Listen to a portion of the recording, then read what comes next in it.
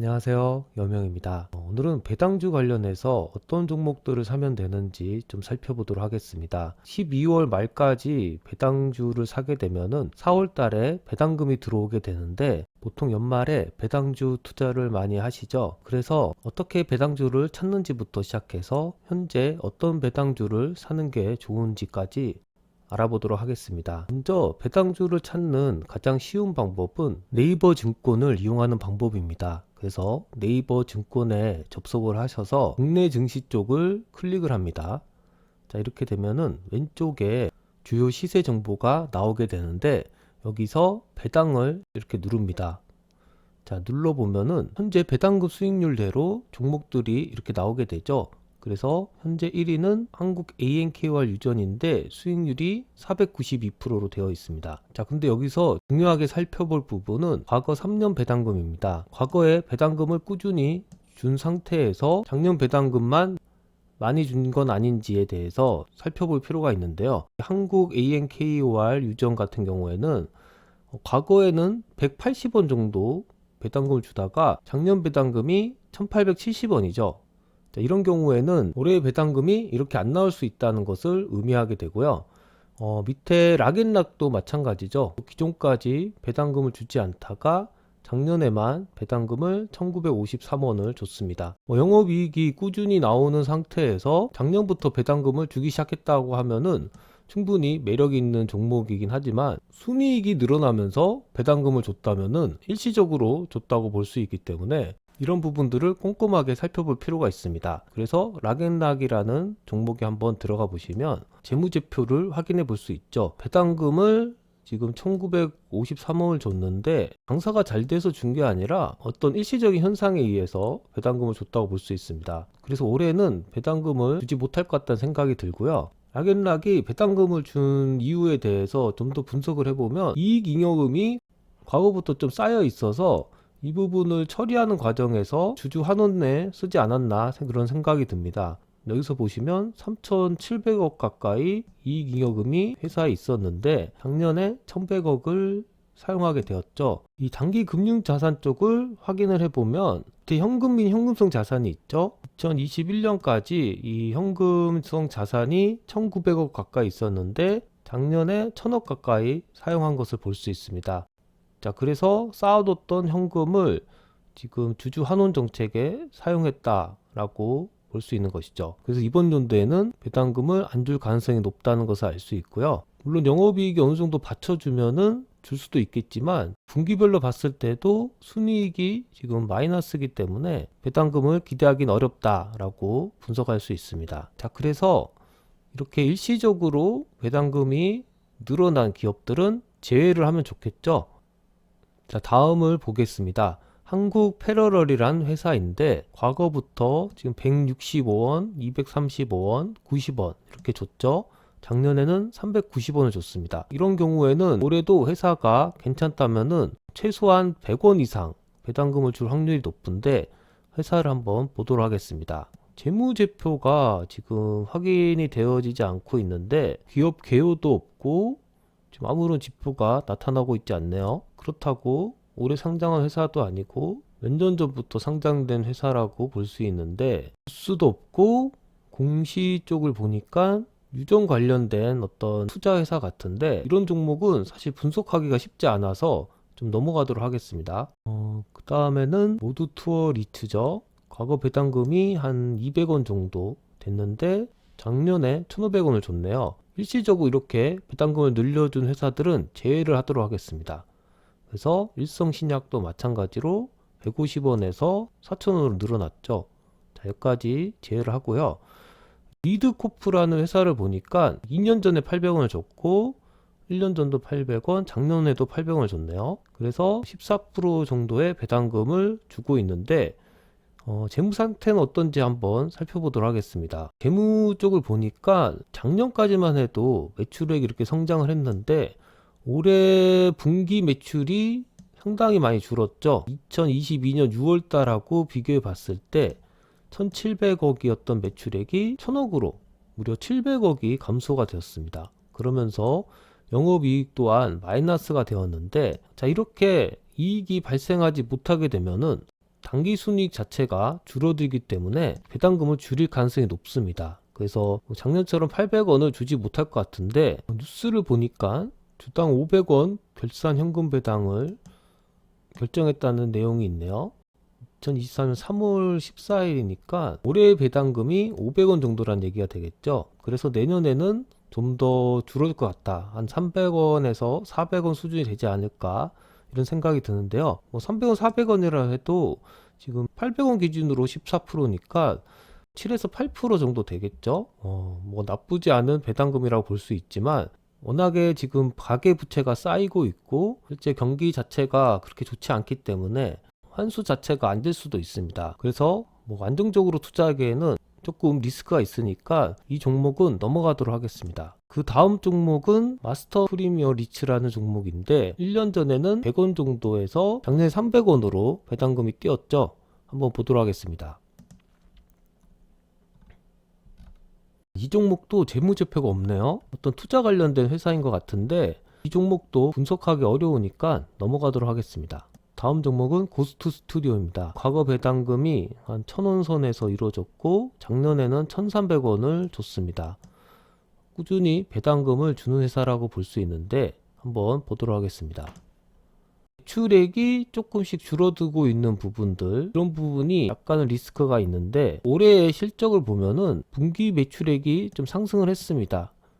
작년에는 229억이었는데 올해 259억 이렇게 상승을 했죠. 그래서 올해도 좀 안정적으로 배당금이 나오지 않을까 이런 생각이 들고요. 과거에 비춰봤을 때 한 1000원 정도 줄 것 같다는 예상이 드는데 자, 뉴스를 좀 살펴보니까 3분기 영업이익이 증가했다는 뉴스, 그리고 미투덴에서 고스트 스튜디오를 인수했다는 뉴스가 있네요. 고스트 스튜디오라는 회사는 이 종목 이름 자체에서도 알 수 있듯이 어떤 드라마나 영화 콘텐츠를 기획하고 제작하는 그런 기업입니다. 연예인들 매니지먼트 사업도 하고 있는데 크게 사업적으로는 어떤 경기를 타거나 리스크가 크지 않는 것을 볼 수 있죠.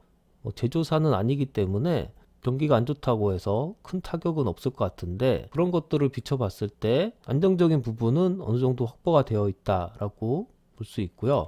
현재 일봉 차트로 봤을 때도 지금 횡보를 이렇게 하고 있죠. 그리고 주봉 차트로 봤을 때도 계속 떨어지고 있다가 어느 정도 바닥 다지기를 하고 있는 모양입니다. 지금 매수하기에 적절한 상황이라고 분석이 되고요. 자, 월봉으로 확인해 봐도 2020년도에 36,000원을 찍고 지금 만원까지 떨어진 상황이죠. 뭐 기업에 특별한 이슈가 없는 상황에서 주가가 이렇게 떨어진 경우에는 가치 투자로 접근을 해서 충분히 사놓을 만한 종목이라고 생각이 듭니다. 그래서 배당 투자에 관심 있으신 분들은 이 종목에 투자하시는 것이 괜찮을 것 같습니다. 다음 종목을 좀 확인을 해볼까요? 바이오노트라는 종목인데 1년 전에 500원을 줬고 작년에는 490원을 줬습니다. 꾸준히 배당금을 500원 정도 주고 있는 업체인데 재무제표는 어떤지 확인해 보도록 하겠습니다. 자, 올해 재무제표가 상당히 안 좋네요. 마이너스 지금 뭐 1300억까지 발생을 했기 때문에 올해는 배당금이 없을 가능성이 높다 이렇게 분석해 볼 수 있죠. 그래서 넘어가도록 하고요. 미래에셋 관련된 종목이 있는데 이 부분도 뭐 투자 관련된 그런 종목이다 보니까 넘어가도록 하고요. S-오일 우를 살펴보면은 작년에 3,800원, 올해 5,500원, 상당히 배당금을 많이 늘려오고 있는데 재무제표를 확인해 보도록 하겠습니다. 매출액이 작년까지만 해도 급증을 하다가 올해 좀 주춤을 하고 있습니다. 그래서 실제 순이익으로 환산한 배당금이 지금 2,700원이 나오고 있죠. 작년 대비 반토막이 났다고 볼 수 있는데 결국엔 시가 배당률 기준으로 5%선이 되지 않을까 이렇게 생각이 듭니다. 지금 매출액이 계속 감소하고 있어서 리스크는 있지만 배당금 뭐 5% 선까지는 줄 것 같으니까 관심 있으신 분들은 좀 찾아보시면 좋을 것 같고요. 저는 넘어가도록 하겠습니다. 그 다음 종목은 영풍재지인데요. 최근에 말이 많았던 종목이죠. 작전주로 뭐 54,000원까지 갔다가 지금은 3,000원까지 하락을 했는데, 이런 종목들은 아예 접근을 안 하시는 게 좋죠. 배당금도 재작년까지는 17원 수씩 줬다가 작년에만 335원을 줬기 때문에 배당금 투자로도 좋은 종목은 아니다 라고 볼 수 있습니다. 그래서 넘어가도록 하고요. K-팝 리츠라는 종목이 있습니다. 자, 리츠 관련된 종목들은 투자 관련된 종목이기 때문에 넘어가도록 하고요. 크레버스란 종목이 있습니다. 1년 전엔 2,000원, 작년엔 1,800원. 그나마 좀 안정적으로 지금 배당금을 주고 있는데 좀 살펴보도록 하겠습니다. 재무제표를 확인해 보니까 매출액이 꾸준히 늘고 있고 영업이익도 지금 꾸준히 발생하고 있습니다. 단지 당기순이익이 왔다 갔다 하는 부분이 있는데 올해의 당기순이익이 어떻게 되냐에 따라서 배당금의 금액이 좀 달라지겠죠. 아직까지 3분기 영업이익이 나오지 않고 있는데 3분기 영업이익에 따라서 배당금을 어떻게 줄지 결정이 될 것 같습니다. 일단 공시 정보를 좀 보니까 8월달 공시에 배당금 내용이 있습니다. 중간 배당을 했는데 1,000원 정도 했네요. 이런 걸 봤을 때는 2,000원 정도를 꾸준히 줄 것 같다는 생각이 듭니다. 그래서 배당금 투자하기에는 나쁘지 않은 종목인 것 같고요. 실제 차트를 봐도 지금 횡보를 하고 있죠. 그리고 주봉으로 확인해 봤을 때도 높은 가격에서 사는 게 아니기 때문에 투자하기에 적절한 시기인 것 같고요. 자, 월봉으로 확인해 봤을 때 4만원에서 지금 17,000원까지 떨어진 종목이죠. 같이 투자하기에는 충분히 매력이 있다. 이렇게 분석해 볼 수 있습니다.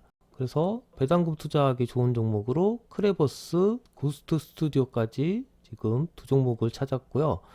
다음 종목은 톰브리지 지벤처스란 종목인데 1년 전에 0원을 주다가 작년에 400원을 이렇게 줬네요. 한번 들어가서 확인을 해보면 매출액이 들쑥날쑥 한다는 부분, 그리고 작년 12월쯤에 마이너스가 이렇게 커졌다는 부분들이 올해 배당금을 예측하기에는 좀 리스크가 있기 때문에 이 종목도 넘어가도록 하겠습니다. 다음 종목은 LX 인터내셔널이라는 종목인데 1년 전 배당금이 2,300원, 작년 3,000원입니다. 재무 쪽을 한번 분석을 해보면 매출액이 꾸준히 늘고 있다가 올해 좀 주춤을 하고 있습니다. 분기로 확인했을 때도 작년 대비해서 떨어졌네요. 그렇기 때문에 지금 배당금이 1,700원 정도를 예상을 하고 있죠. 작년 대비해서 감소했기 때문에 이 종목도 넘어가도록 하고요. 다음은 엑세스 바이오인데 배당금을 주지 않다가 일시적으로 이렇게 작년에 배당금을 준 회사입니다. 그래서 이 부분도 넘어가도록 하고 KB 스타리츠도 넘어가고 삼양오틱스라는 종목이 있습니다. 자, 1,000원, 600원, 900원 이렇게 줬고 작년에도 900원을 줬죠. 그렇다면 올해 실적이 받쳐주게 된다면은 올해도 900원을 줄 가능성이 큰데 재무제표를 살펴보도록 하겠습니다. 재무제표를 보니까 올해 1분기 실적이 그렇게 좋지 않네요. 2분기 실적도 좋지 않고, 자, 이렇게 된다면은 기존에 계속 유지했던 배당금을 주기 힘들 가능성이 높기 때문에 배당 투자하기에는 좀 리스크가 있을 것 같습니다. 그래서 이 종목은 넘어가도록 하겠습니다. 다음 종목은 D&D 플랫폼 리츠라는 종목인데 이 부분도 리츠 회사이기 때문에 넘어가도록 하고요. 메가스터디를 한번 볼까요? 메가스터디가 600원씩 주다가 작년에 1,000원까지 이렇게 상승을 시켜줬네요. 재무제표를 살펴보면은 매출액이 좀 줄어들고 있는 부분, 그리고 분기로 봤을 때도 영업이익이 지금 마이너스가 발생했다는 부분이 좀 안 좋은 것 같습니다. 그래서 당기순이익 자체가 줄어든 상황이라 작년처럼 주지 못할 것 같고요. 한 500원 선이 되지 않을까 이렇게 생각이 드는데 배당금 투자 종목으로는 좀 리스크가 있겠죠. 그래서 넘어가도록 하고요. 자, 그 다음 종목 리츠, JR 글로벌 리츠라는 종목도 넘어가고요. 금호건설을 보니까 500원, 500원, 800원, 500원 이렇게 준 회사네요. 매출액은 꾸준히 이렇게 성장을 하고 있고 영업이익은 좀 줄어들고 있습니다.